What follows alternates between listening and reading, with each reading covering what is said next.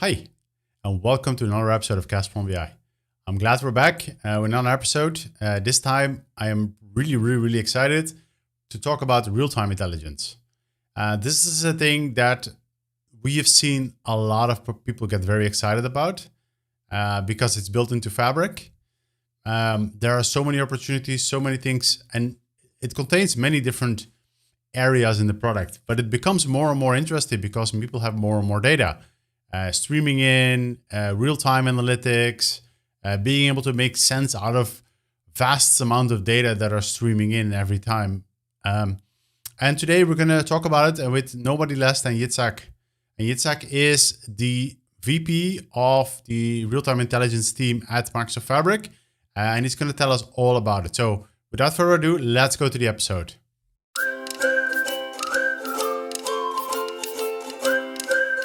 All right, so Yitzhak, it's amazing to have you on the podcast. I'm really excited to talk to you about one of my new favorite products, real time. I mean, it's not just one product; it's many products. We will talk about this in a second. So maybe you can give us a little introduction: who you are, what you do at Microsoft. Yeah. Sounds good. So great to be here, Kasper. Also great working with you and knowing you. So my name is Yitzhak Kesselman. I'm VP of Real-Time Intelligence at Microsoft. I lead several teams from the messaging stack to big data analytics with the Custo engine and also Azure Maps and Activator in Fabric. Yeah, lots of cool stuff. Actually, I did a podcast with some time ago too on the whole RTI with Danny Hoder. So we Oh, talked about some of the history, and I mean, as you know, he's been at Microsoft since he was probably employee number 1,000 or something. So it's really he got acquired, but yeah, he has a lot of history and he has definitely a lot of history. he was And my then teacher on BI. So yeah, he's everyone's teacher. Yeah, he's an amazing guy. So I'll put the link to that podcast and also in the description if people want to listen to it again.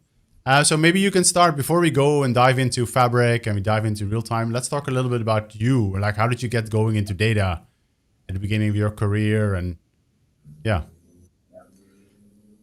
so I've been always around data. Data got me excited. Again, I had early career in tech. I was a geek, a proud geek. I like still software are. and Yeah. data, and always like data and software engineering. So even from my early days of the career, I was working with data. Originally, it was digital signal processing on embedded devices, biomedical devices. Then I moved to big data analytics, which was not even called that term yet, big data.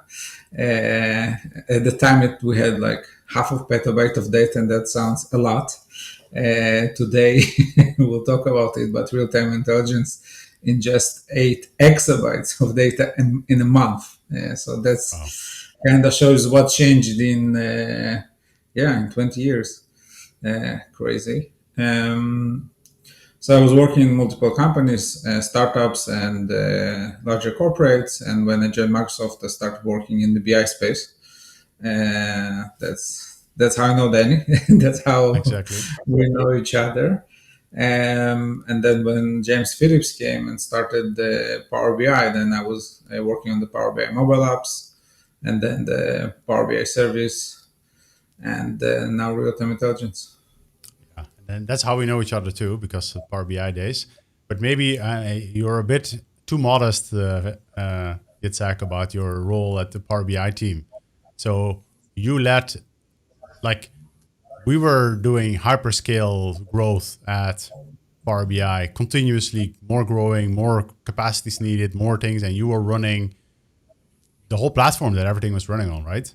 Maybe you can talk a little bit about Yeah, that. so that was fun days. So when I moved to Redmond, Power BI was like at the beginning of the growth, as you're saying, Casper. I hope that I can share numbers, but at the time it had only like 500,000 or 300,000 monthly active users. And then it started to pick up, and it started to pick up really, really fast, faster than anyone expected, which is good. Good for the business, good for Yeah. the shareholders. Yeah. Maybe less good for the people that run the platform. That was fun experience. Yeah, it was like really exponential growth, like crazy fast growth. And we needed to really build the service and adjust the service for that growth. The service started to get deployed across the world, and there's I think more than 50 different Yeah. data centers where it's deployed, and it was really like doubling at a crazy speed. Again, today the numbers are several dozens of million active users. Let's put it this way, so people can understand how much it grew, and it was growing very, very fast. So there was a lot of things that we need to do on the platform side. Um, on the infrastructure side, really to kind of make the service resilient and fault tolerance and make sure it can grow with that speed of our customers, but also build the relevant controls and functionality for our more advanced users that really want to deploy those across the whole business. And when we started Power BI, we had like a few users in a tenant, and today it's like it is the BI product in the organization. And I feel really proud on that effort, not only from the engineering side, but also from like industry side. Today, like it's really changed how organizations are using data, and they're really Yeah. being data driven. Like Power BI is the tool that drives the companies. You ask me how I know. I know because when we had an outage, I needed to explain myself to different CXO levels at very, very large corporates and explain why it happened and I how still it's no remember longer. seeing some email from Satya long time ago. Like there was Yeah, something that didn't work for him and he couldn't see the data. So yes, yeah, those it's those days, yes, and also other companies. So it was really good, fun time. At the time, it was a bit stressful, but again, the team and I learned a lot, so that was like really good experience. So yeah, looking to have the same with Fabric. yeah, and actually, a lot of the learnings, a lot of the things that we've learned from the Power BI days, we took to the Fabric platform too. There's still a lot that is based on the learnings that we did then. That's Yeah. it's quite amazing. Also Now the it's a bit platform. bigger, but Yeah. Also the platform itself. It's something that we started back then in 2017, like the new premium platform. That's kind of the foundation, the same platform that yeah, runs Fabric today. So Fabric yeah. grows. So That was also a quite nice achievement going from premium Gen 1 capacities to the next generation of capacities. Like all of a sudden, like there's a sigh of relief from the cat team uh, about how much better that was. So yeah, definitely, we definitely appreciated that. thank you. Yeah. All right, so let's talk about streaming data because that's the new big thing. And you and I were talking about this a little bit before we started the call, but we see a lot of customers really excited about this. A lot of uptake from a lot of customers, a lot of interest in it. So maybe you can explain a little bit to the audience, like what kind of scenarios are being used for these things, and yeah, what's the value? So when people hear real time or streaming, they get a first weird reaction. And I start a conversation explaining what is real time or asking the customers what is real time to you because customers are in different stages. Again, I was saying it early days of my career, I was working on embedded on the edge. So real time there is like milliseconds or sometimes even microseconds. So that's not we're talking. That's not what we're talking here about. Yeah, It's more kind of called in the industry near real time. Um, and the idea behind it is really to collect all the data that you have in your like in your organization. It could be data from coming from your IoT devices, from your business applications, all the telemetry, all the logs that you have in your system, and really generating insights at the high granularity data. So instead of like taking all this data, averaging it, and then looking at like, okay, what was my sales at the last day, or how many parts I have manufactured last day, is really to look at the single high granularity data, saying, hey, like this machine in the last I don't know 5 minutes produce such and such parts, or this sales opportunity and this inventory, that's the current status of it on the high granularity data. And it really enables users across different verticals. So it could be manufacturing, which is the obvious kind of suspect in this case, to really optimize their plants and really be effective. We met in Fabcon and Fabric Conference in Stockholm, and with me on the stage there was Fresenius, which is a biomedical company. That was not a planned question. I asked how we changed their business, and the architect there, the chief data officer, shared when they deployed the system, they were able to find anomalies and inefficiencies in a specific plant, in a specific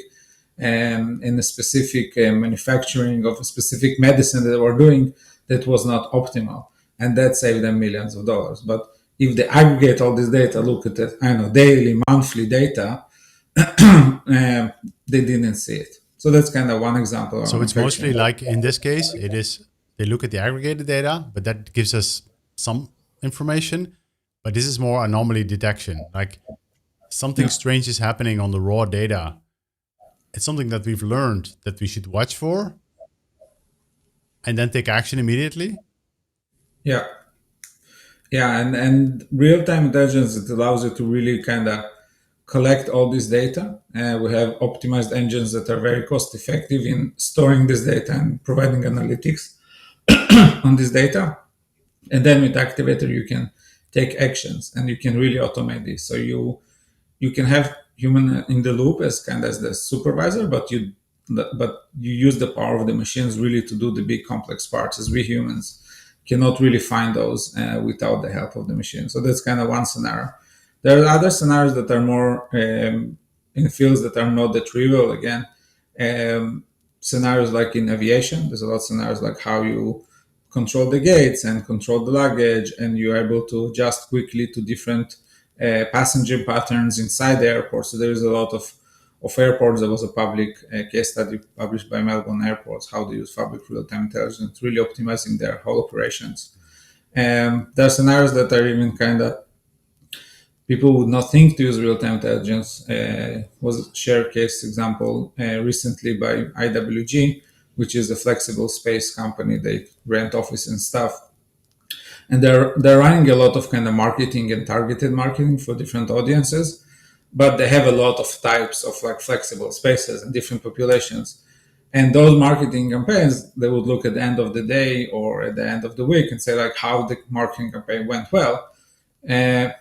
But when they started to use real-time intelligence and they were able to look at the specific, and automate this in specific segments of the population and have it in a really high granularity, the targeted campaigns, they were able to save millions of dollars. So having the ability to act on it in a near real time and provide insights on all this high granularity data, that really enables organizations today to be on the competitive edge against their competition and really give users a lot of value with the data that they had all the time, but they could act on it.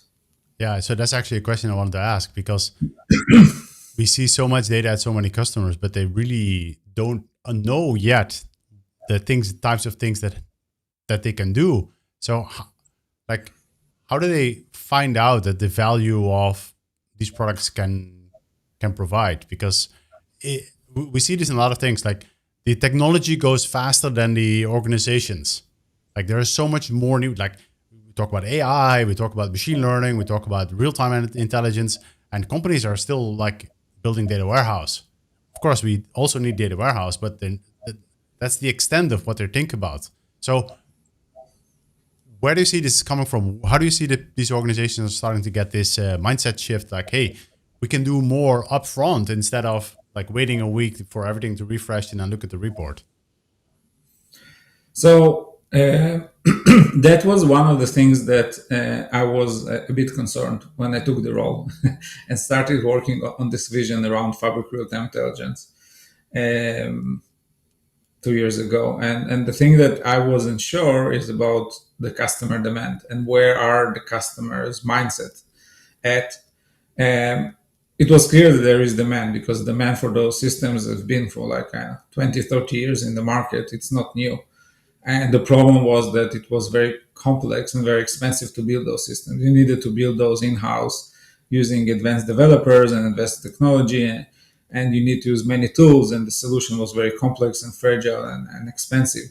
So many organizations didn't, although they had a demand, they didn't build those systems, and very advanced and large organizations built this and addressed the business demand.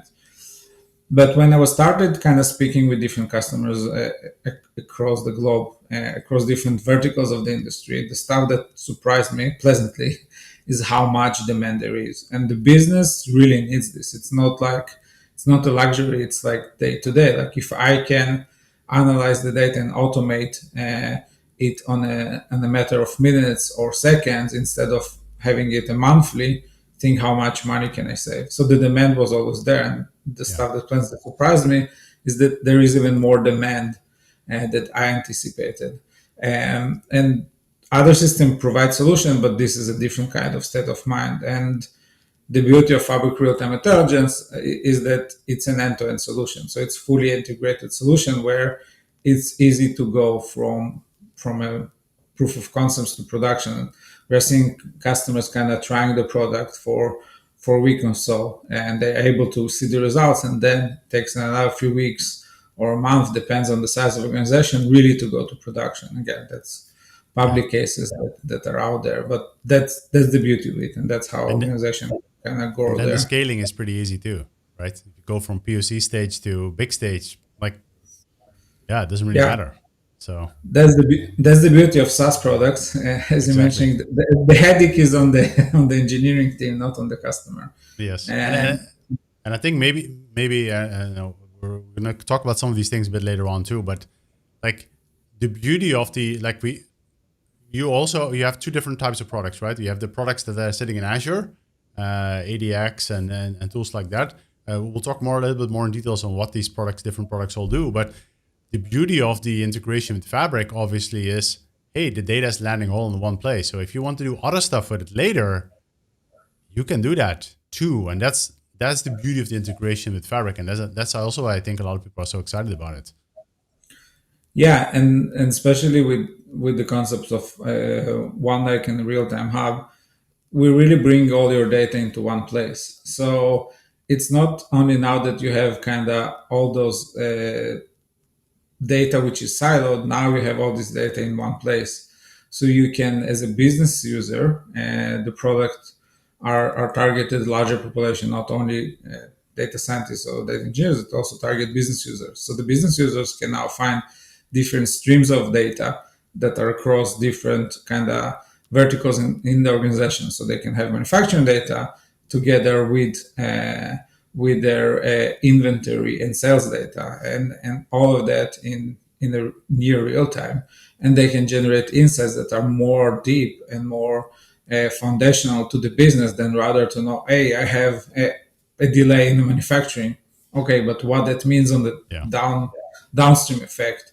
And having all this streaming data in the real-time hub and all the batch data kind of in one lake allows us really to generate more deep insights with the reference data. Streaming data together with the batch reference data, they can generate really deep insights and really find stuff that before that even if they build this system by themselves on Azure or proprietary using other products, the data would have been still siloed. Exactly. So maybe because we already talked about a lot of names of products. So let's go through the canonical pattern. So data streaming, and so what products do we have within the real-time intelligence side of Fabric to orchestrate, catch the events, store them, analyze them, and so on? So user starts in the real-time hub, and the real-time hub is kind of the central place for all your streaming data. It's a place where business users and data engineers can come and see all their streams of data, and they can find based on the project that they're looking for, based on the type of the data, based on who brought this stream of data, and also what's level of certification of this data, like if it's centrally certified by IT or by specific data So where does the professional. stream come from? So the stream come from using Event Stream. That's another product in Fabric.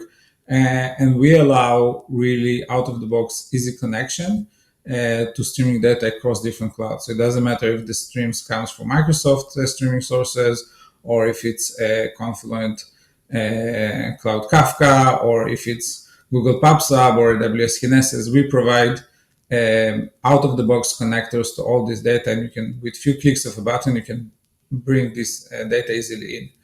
And then in the real-time hub, you can see all those streams data. And also we show you out of the box all the streams that you have across Microsoft products out of the box. So when you come to the real-time hub, you already have streams of data that somebody already brought to the organization. And of course, it has the right level of permissions and controls and lineage, but it really breaks the silos intentionally in the organization with the right controls.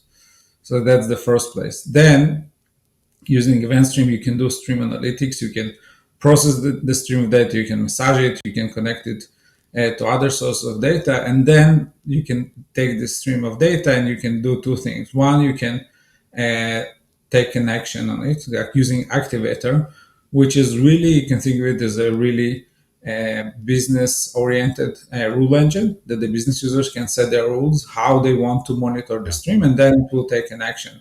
So it will allow users to set a rule like, hey, I want to get notified if a certain pattern happens. For example, if the package is delayed, I want to take this action, and it provides more than 300 different connectors types of different kind of, we integrate with Power Automate, so more than 300 different connectors that you can take the action, and not only just like mails and Teams, but also products like ServiceNow and others. So there is a lot of flexibility to do like whole user flows there. And I think so. This is really one of the differentiating pieces, right? Of the, like, we already talked about the data as a landing, and you can take additional, because it's landing in one lake, you can do anything within the Fabric ecosystem with it. You can run machine learning algorithms, you can do data engineering, you can do Spark, you can do all these things. But the other differentiating part that we see a lot of customers really excited about is the whole data activator, where these business users can really, because they understand the data, right? And they can go in and say, for example, hey, if this happens, I want to send a Teams message to this Teams group. Like, hey, there's an alert, you need to go do something, right? And that's something, I mean, I'm not that familiar with the space, but I haven't seen anywhere else doing it like that. That's really it's part of the innovation that we have in Fabric Real-Time Intelligence. It's really the goal is similar things that we did with Power BI, kind of democratizing the data, call it batch data. We want to do this now with high granularity and streaming data, really allow the business users to really understand this type of data, which is more complex. And we want to kind of empower them and give them the tools to really understand and act on this data and automate, to really kind of bring them to the world of today, where customers' expectations are really higher than before. Again, you're speaking about AI. We'll touch a bit more that later, but like today, people want their stuff fast. Like, I don't want to wait. Like, I want to get my insights yesterday, not not at the end of the month. Yeah, makes sense. Okay, so we had Data Activator, and then?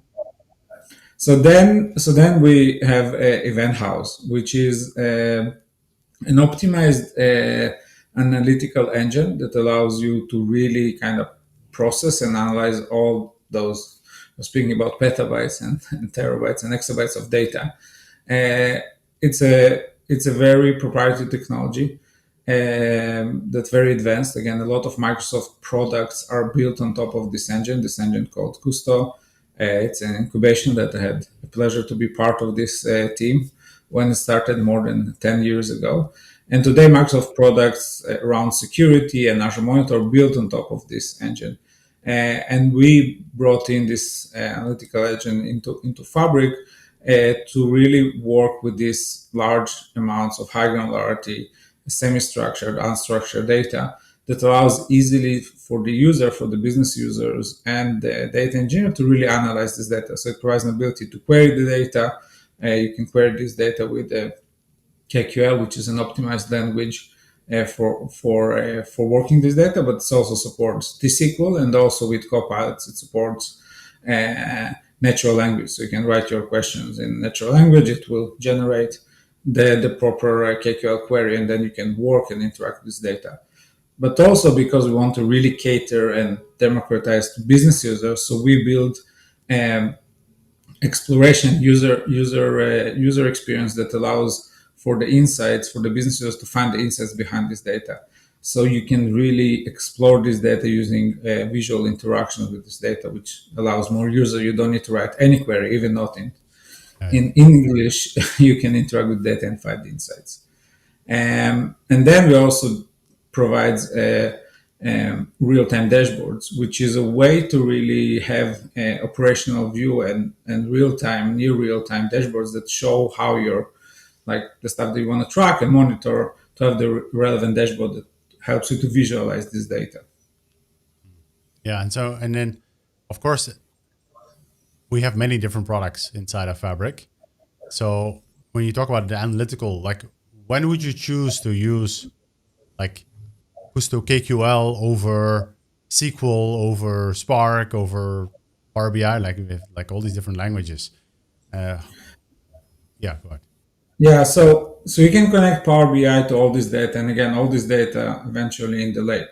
So it depends what kind of activity you want to do with data and what kind of data you're bringing in. So if you're bringing in streaming data, high granularity data, log data, semi-structured, unstructured data, Event House is the tool for you. It's really optimized for that. It's really cost effective. Again, there's benchmark against the competition against other data warehouses in the market or lake houses. It's dramatically cheaper than that. If you have your traditional scenarios of like star schema with DW, then yeah, like data warehouse is the tool for you. But all this data lands in one lake, so you can use other tools on the same data as well. It depends on your scenario. And of course, Power BI. Power BI connects to Event House, so you can create your also BI reports on this high granularity data. So the thing that we usually in the Power BI world, we complain a lot about direct query against data sources, but we've seen a lot of customers doing some very interesting things with like direct query on top of the Gusto engine, and with really interesting, great performance on a lot of data, right?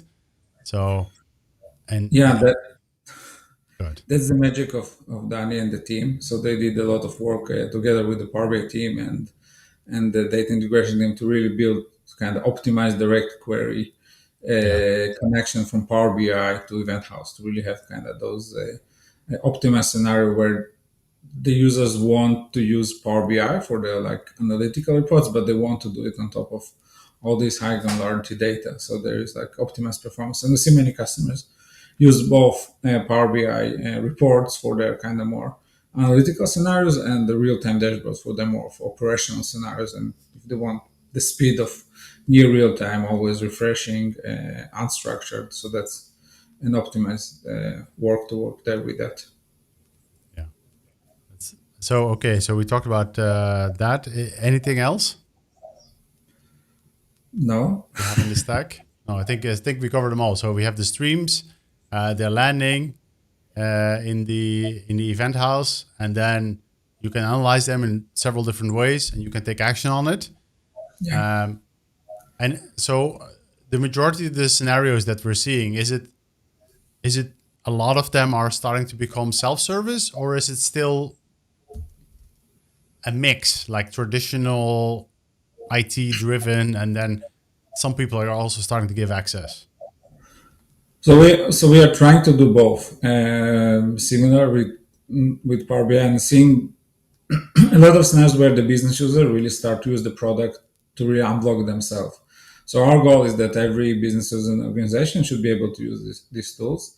It does not mean that IT is not going to use it. Again, the central company solutions will come from the IT, but it allows business users to really get unblocked. And again, example from New Zealand, from One and Z, which is the largest telecom in New Zealand. They wanted to improve customer satisfaction and wait times in their call center. And really, the people in the call center themselves, like the business users and the analysts, were able to build this solution without the need of like data engineers or advanced developers or central IT.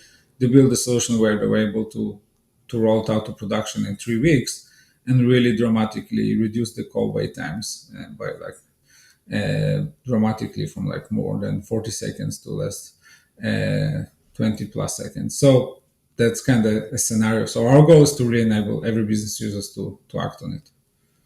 Yeah, that makes sense. And I think key to this is, and this is probably the biggest difference with Power BI.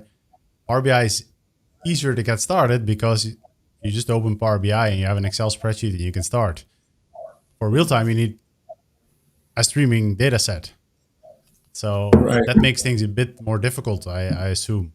So, and I think that whole event house and where you can explore the streams that are available in your organization, that is also a key concept, right?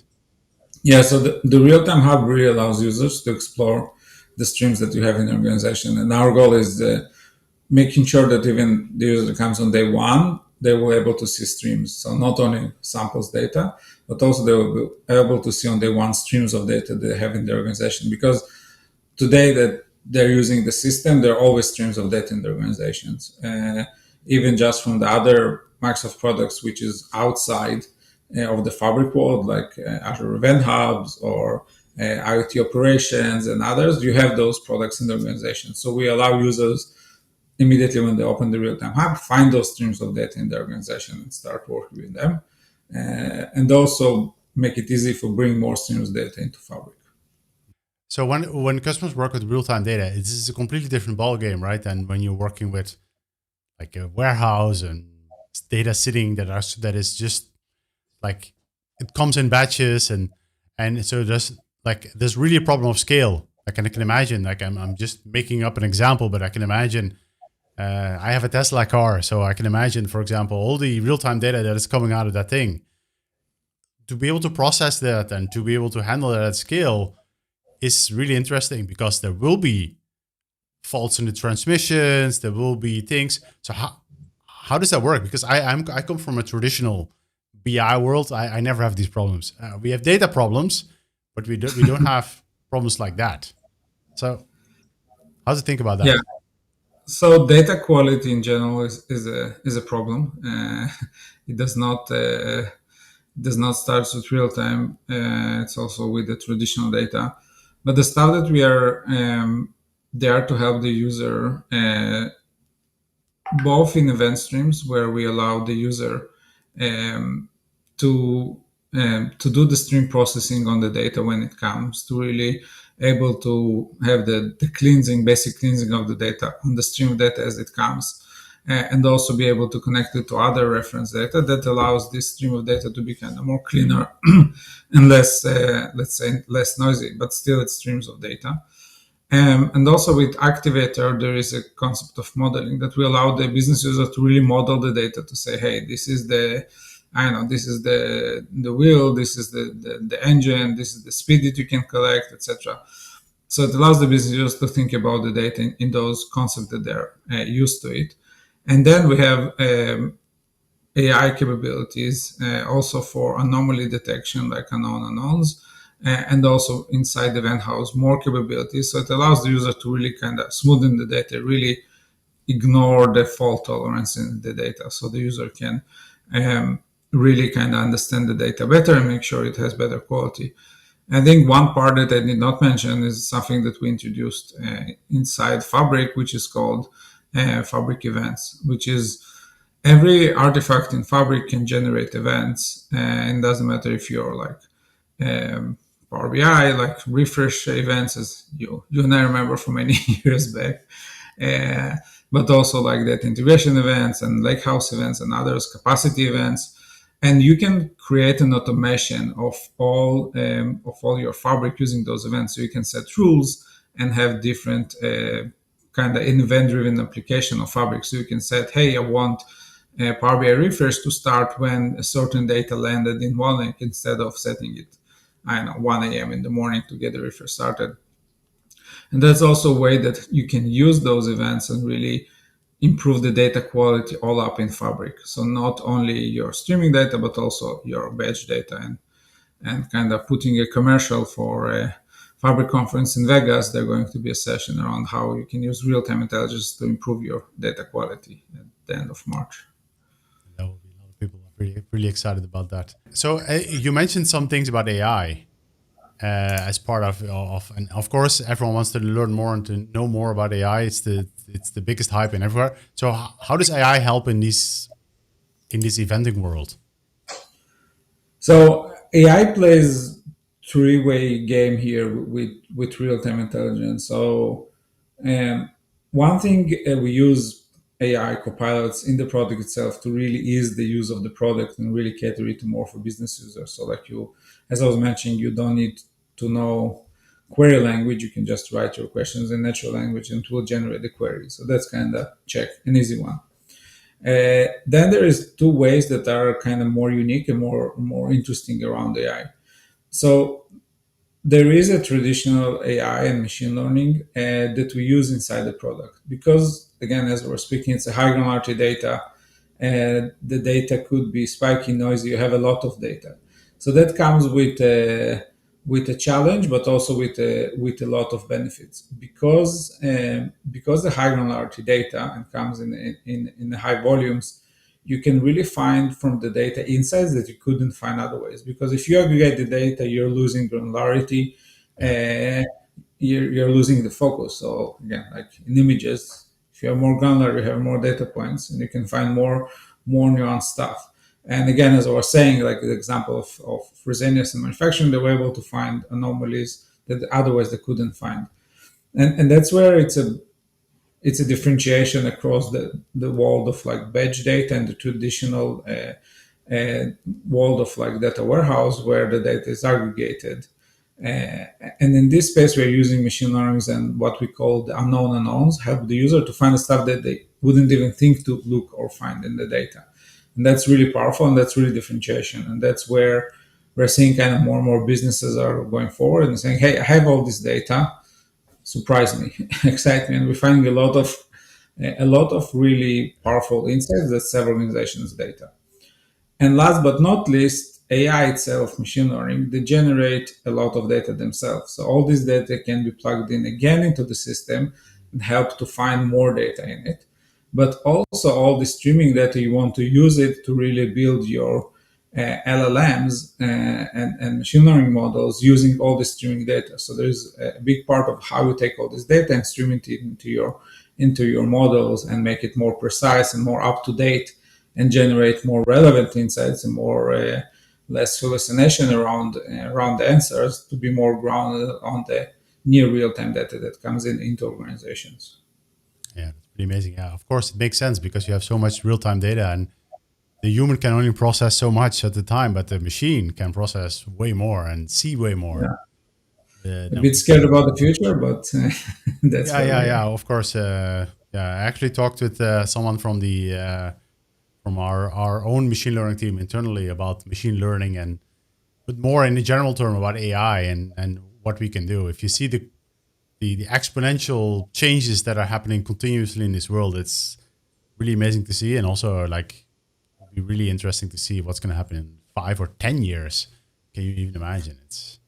I would say in 2 years, but yeah, it's growing 2 years. Yeah. All right. So we're almost at time. So I want to ask maybe two questions. One, I'm not sure if you can answer, but you're the boss, so you can answer a lot of things.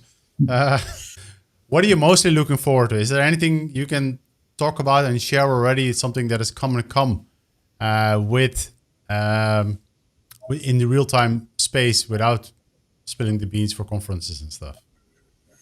I will put it in vague terms, but there's a lot of investments going in the space of AI and how we're really helping users to use all their data in the organization. So that's kind of in very vague terms. So that's one. Yeah, I can imagine. And the other thing is like how we are looking into the world around us, like how we're looking around the digital world, how we look at the physical world, how it connects to the digital world, and how we're bringing together all those streams of data together. So hinted enough, but really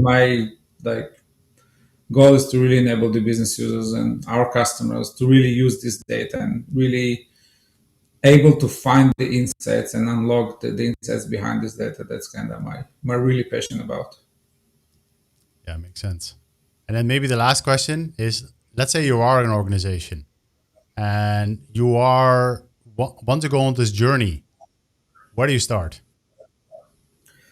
So I would start with defining the scenarios that you have today that you don't have a solution for that are important for your business, and define those kind of business scenarios where you want to have more faster actions and bigger and kind of more insightful, kind of more deep insights around the data, and start with a small POC. Again, there is a good links that we can put in the description around like how to get started with real-time intelligence, and there's good tutorials and applied skills and certifications that you can start. But really start in your organization, define what is your business problems. And then start working on those scenarios like one at a time. I recommend to do like hackathons. Like again, there are good scenarios of hackathons that we did with our customers, but also customers did within their organization, like for a few days hackathon, and you will be able to see. And again, if stuff does not work for you, you have feedback. Again, we are always love to hear it.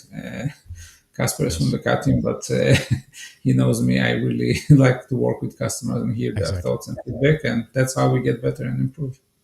Yeah. All right, Yitzhak, I want to thank you so much for your time.